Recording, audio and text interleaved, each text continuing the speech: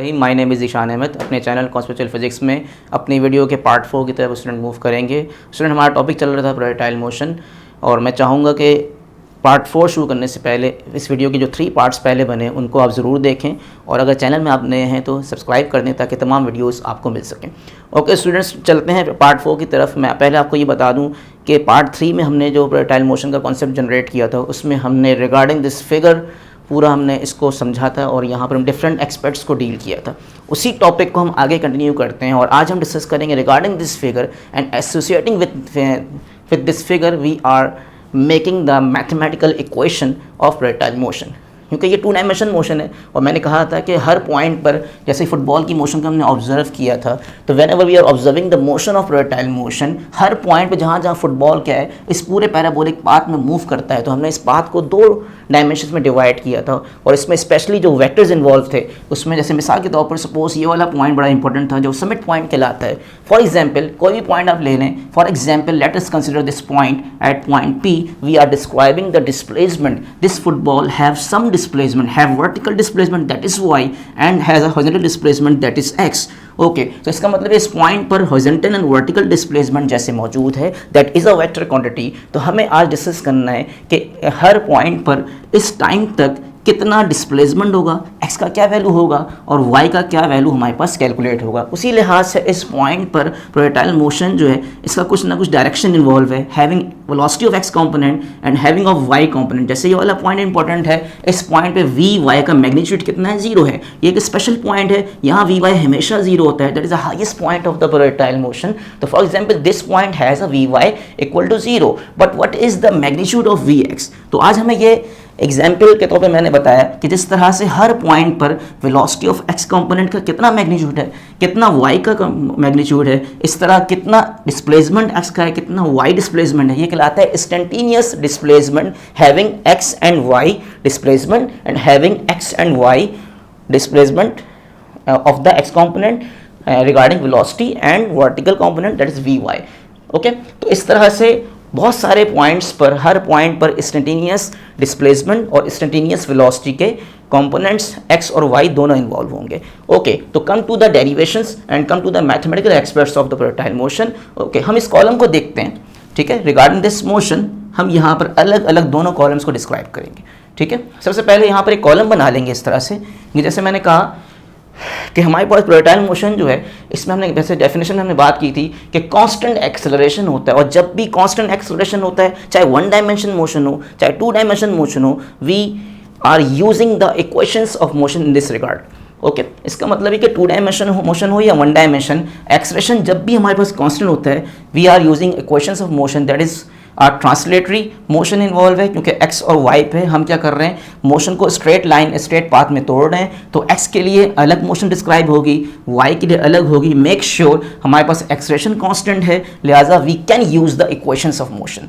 Okay, तो इसका मतलब ये है कि तमाम फार्मूले अगर इक्वेशन ऑफ मोशन के आपको याद हैं तो बड़े आराम से, बड़े आसानी से आप प्रोजेक्टाइल मोशन के तमाम फार्मूले जो कि न्यूमेरिकल्स में भी काम आते हैं, और इसकी डिफरेंट डेरिवेशंस हम करेंगे अगले नेक्स्ट टॉपिक में, वो भी हम बड़े आसानी से सॉल्व कर सकते हैं और इसको बड़ी आसानी से डिराइव कर सकते हैं। ओके, तो सबसे पहले हम यहाँ पर how to make the formula. सबसे पहले इसका आसान तरीका ये है कि हम पूरी मोशन को 2 पार्ट में डिवाइड करते हैं, क्योंकि 2 डायमेंशन मोशन है। तो मैं लिखता हूँ यहाँ पर x component that is horizontal motion, इस तरह मैंने कहा दिया y component that is vertical motion. अब यहाँ पर हमें पता है कि प्रोजेक्टाइल मोशन की, जैसे इस फिगर में आप देखें, फॉर द होल पाथ हमने कहा था कि v नोट x, vx, फिर ये vx, फिर ये vx एंड देन vx। मैंने बहुत सारे पॉइंट्स में ये दिखाने की कोशिश की थी, पहले ही मैंने बताया था। जैसे यहाँ लिखा हुआ है v नोट x की मैग्नीट्यूड 2 मीटर पर सेकेंड है, तो यहाँ हर जगह 2 मीटर पर सेकेंड मैंने यहाँ पर राइट कर दिया। इसका मतलब ये है कि v नोट x की जो मैग्नीट्यूड है इसका वैल्यू चेंज नहीं हो रहा। इसका मतलब ये है कि ना इसकी वैल्यू चेंज हो रही है, ना इसकी डायरेक्शन चेंज हो रही है। Object left to right move कर रहा है, तो x कंपोनेंट का ना तो डायरेक्शन चेंज हो रहा है वेलोसिटी का, ना इसकी मैग्नीट्यूड चेंज हो रही है। जब डायरेक्शन और मैग्नीट्यूड दोनों एक जैसी होती है तो that is called the constant uniform motion, यानी हमारे पास कांस्टेंट वेलोसिटी है। Whenever we have a vx and v naught x throughout the path constant है, तो इसका मतलब ये हुआ कि हमारे पास एक्सेलरेशन 0 है। इट मीन्स मैकेनिक्स ये कहती है कि जब हमारे पास x एक्सिस के रिस्पेक्ट से एक्सेलरेशन जीरो ले जाएगा तो इट मीन्स के force of x component zero है। तो हमने ये कंक्लूड किया, इसका मतलब है कि through out the motion x component की वेलोसिटी चेंज नहीं हो रही, तो एक्सेलरेशन कितना जीरो हुआ, और एक्सेलरेशन जीरो इसलिए है कि एक्स कंपोनेंट में कोई फोर्स कंट्रीब्यूट नहीं हो रही। तो ये मैकेनिक्स के रिस्पेक्ट से अगर हम ये बात लिख दें, इसका मतलब है कि एक्स कंपोनेंट में एक्सेलरेशन मौजूद नहीं है, it has a zero value. So means that कि हम simple v is equal to S upon T वाला फॉर्मूला यूज करेंगे। s is equal to V into T के रिगार्डिंग ये s क्या है, डिस्प्लेसमेंट होता है, क्योंकि x कंपोनेंट की बात कर रहे हैं तो s फॉर x एक्सिस, यानी इसको मैंने कैपिटल X लिख दिया है, ये डिस्प्लेसमेंट, और ये कहलाता है इंस्टेंटेनियस डिस्प्लेसमेंट। किसी भी टाइम पर x की वैल्यू निकालने के लिए ये वाला फॉर्मूला आपने लगाना है रिगार्डिंग द फर्स्ट कॉलम, ठीक है। अब यहाँ जो वेलोसिटी है ये कौन सी वेलोसिटी है, क्योंकि हम बात कर रहे हैं हॉरिजॉन्टल मोशन की, एक्स कंपोनेंट की, लिहाजा v यहाँ कितना लिखेंगे, v नोट x लिखेंगे। यहाँ पर t इज़ अ टाइम, ये वो हमारे पास टाइम है जहाँ पर ऑब्जेक्ट जहाँ भी जाएगा उस टाइम तक के लिए डिस्प्लेसमेंट x की वैल्यू मिल जाएगी, ठीक है। ओके, इस जगह पे हमें याद होना चाहिए कि where v naught x equal to V naught cos theta, जैसे मैंने बताया था कि शुरू वाली जगह पे v नोड x का जो कंपोनेंट होता है वो हमेशा x के लिए हमेशा क्या होता है, कॉस, और y के लिए साइन होता है, यानी बाय वेक्टर रेजोल्यूशन हम जानते हैं कि v naught x equal to V naught cos theta. यहाँ पर ये फार्मूला डिस्क्राइब हो गया, ये हमारे पास वो फार्मूला जो कहलाता है instantaneous displacement for the projectile motion, ठीक है। ओके, अब यहाँ पर हम आगे की तरफ आते हैं, और इस तरह से अगर हम आगे बात करें तो इस तरह से ये वाला कॉलम जो है इसकी तरफ हम आते हैं थोड़ी देर में। सबसे पहले हम यहाँ पर इसकी दूसरी वाली साइड पर आते हैं ताकि इसके कंपैरिजन में ये कैसे लिखा गया। जब हम बात करते हैं प्रोजेक्टाइल मोशन की, जैसे प्रीवियस वीडियो में अगर आप ये देखें तो हमने कहा था कि एक्स कंपोनेंट में कोई फोर्स नहीं है, मतलब force of x component zero है, तो फोर्स अगर जीरो है तो एक्सेलरेशन भी कितना है, जीरो होगा, यानी F is equal to M A से आप निकाल सकते हैं कि फोर्स जीरो है तो एक्सेलरेशन जीरो होने पे फोर्स जीरो हो जाती है। इस तरह यहाँ पर क्या है, यहाँ पर फोर्स जीरो नहीं है, यहाँ पर क्योंकि हमारे प्रोजेक्टाइल मोशन में होल ट्रैजेक्टरी के अंदर वर्टिकल डाउनवर्ड डायरेक्शन में क्या है, वेट फोर्स, जैसे मैंने लिखा था W is equal to M G होता है, तो W डाउन टू वर्ड है। इस तरह acceleration due to gravity G भी डाउन टू वर्ड है, डाउनवर्ड डायरेक्शन अगर है तो कन्वेंशन वाइज साइन कितना आएगा, माइनस आएगा। इसका मतलब ये है कि through out the motion under the influence of gravity football को ज़मीन क्या कर रही है, अपनी तरफ अट्रैक्ट कर रही है हर पॉइंट पे, इसलिए ये पैराबोलिक पाथ या कर्व पाथ बनता है, क्योंकि हर पॉइंट पे जहाँ जहाँ फुटबॉल होते हुए जा रही है वहाँ पर इन्फ्लुएंस ऑफ ग्रेविटी मौजूद है, तो डाउन टू वर्ड क्या एक फोर्स एक्ट कर रही है, that is called the weight force. So we have a weight force, तो force of Y component acting down toward direction है तो W फॉर वेट होता है, वाई कंपोनेंट डायरेक्शन है ऊपर हो या नीचे हो, फिलहाल यहाँ पर नीचे की तरफ है क्योंकि वेट फोर्स है, means acceleration of the Y component is rightly equal to the minus G. यहाँ तक हम जब बात करेंगे तो यहाँ पर एक्सेलरेशन जीरो नहीं है, जब मैकेनिक्स कहती है एक्सेलरेशन जीरो नहीं है तो there is a some velocity as initial and final velocity. अब यहाँ पर first equation, second equation, third equation, सारी इक्वेशन अप्लाई कर सकते हैं। तो मैंने यहाँ पर फर्स्ट इक्वेशन लगाई। अच्छा, फर्स्ट इक्वेशन अगर मैं यहाँ पर सेट करता हूँ तो अब ये वाला फॉर्मूला सबको याद होता है तमाम स्टूडेंट्स को, V F is equal to V I plus A T. Always write the general formula in this regard कि जब भी आप प्रोजेक्टाइल मोशन कोई भी फार्मूला डेवलप करना चाह रहे हैं, आप सिंपल इक्वेशन जो आपने याद की हुई है क्लास 10 ग्रेड से, वो इक्वेशन आप लिखोगे, V F is equal to V I plus A T. अब इस इक्वेशन को अपने टॉपिक के लिहाज से इंक्लूडिंग वर्टिकल मोशन सेट करते हैं, क्योंकि हमें पता है प्रोजेक्टाइल मोशन 2 डायमेंशन है। अब मैं वाई कंपोनेंट की बात कर रहा हूँ तो ये वेलोसिटी कंपोनेंट है वी एफ, ठीक है, इधर लिखूंगा वी वाई। अच्छा, ये वाला फॉर्मूला डेवलप करने से पहले एक बात बड़े आराम से आप इसको जहन में रखते हुए ऊपर कहीं पर रफली इसको राइट कर लें, जैसे मैंने यहाँ पर टॉप पे लिखा हुआ है। जब भी आप इक्वेशन ऑफ मोशन के प्रोजेक्टाइल फॉर्मूले को डेवलप करें, आप याद रखें प्रोजेक्टाइल मोशन में इनिशियल वेलोसिटी को शो करते हैं वी नोट से, जो कि यहाँ पर फिगर में हमने पहले डिमोन्स्ट्रेट कर चुके हैं। तो इनिशियल वेलोसिटी को हमेशा वी नोट शो करेंगे और जहाँ जहाँ वी एफ आएगा वहाँ वी लिख देंगे। इसका मतलब है कि ये अगर आपकी बात जहन में हो तो बड़े आराम से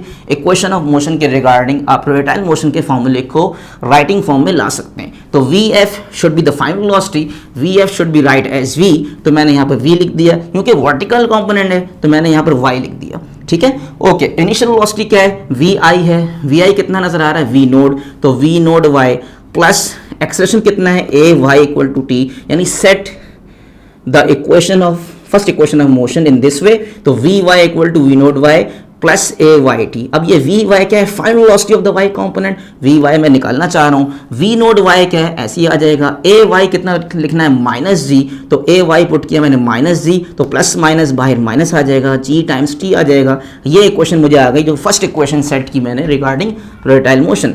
नाउ अब यहाँ पर आप देख लें अगेन पहले की तरह जैसे V naught X V naught cos theta था, इस तरह V naught Y is equal to V naught sine theta, यानी इनिशियल वेलोसिटी के कंपोनेंट्स हमारे पास मौजूद हैं इस फिगर के अकॉर्डिंगली। तो वी नोट वाई मीन्स हमेशा साइन होता है, you know that very well. तो यहाँ पर वी नोट वाई को मैं अगले स्टेप में यहाँ पुट कर सकता हूँ, लेकिन अभी नहीं पुट करना है। जब हम डेरिवेशंस की तरफ जाएंगे तो वहाँ ये सारी बातें याद रखेंगे। अब ये सिर्फ फार्मूला लिखने बता रहा हूँ, यही सारे फार्मूले डेरिवेशंस में और न्यूमेरिकल्स में आते हैं, लेकिन आपको पहले फार्मूला लिखना आना चाहिए। ओके, तो अब सेकंड क्वेश्चन अगर बोलता है लगा के दिखाओ, तो s equal to V I T plus half A T square as it is same concept. Displacement कौन सा x का नहीं है, y का है, तो यहाँ लिख दिया displacement for the y। V I कितना है, वी आई मतलब वी नोट वर्टिकल कंपोनेंट है, तो वी नोट वाई। टी यहाँ पर स्केलर क्वांटिटी है, टी लिख देंगे time, half A T square, simple A नहीं है, 2 डायमेंशन मोशन के लिहाज से वर्टिकल कंपोनेंट है, तो यहाँ पर A Y acceleration of the Y component T square आ गया। ए वाई अगेन माइनस आएगा, तो प्लस माइनस बाहर माइनस आ जाएगा। इक्वेशन क्या है, simply Y equal to V naught Y T minus half G T square. ये इक्वेशन जितनी भी डेवलप की गई है ये रिगार्डिंग दिस फिगर हमारे पास क्या डिमॉन्स्ट्रेट की गई। ठीक है, तो यहाँ तक हमारे लेक्चर जो है इसके आप इसको लिख कर अपने पास प्रैक्टिस कर लें। जब ये क्वेश्चंस आप बनाना सीख लोगे, प्रैक्टिस कर लोगे, तो बड़े आराम से डेरिवेशन के एस्पेक्ट्स को क्लियर कर सकते हैं।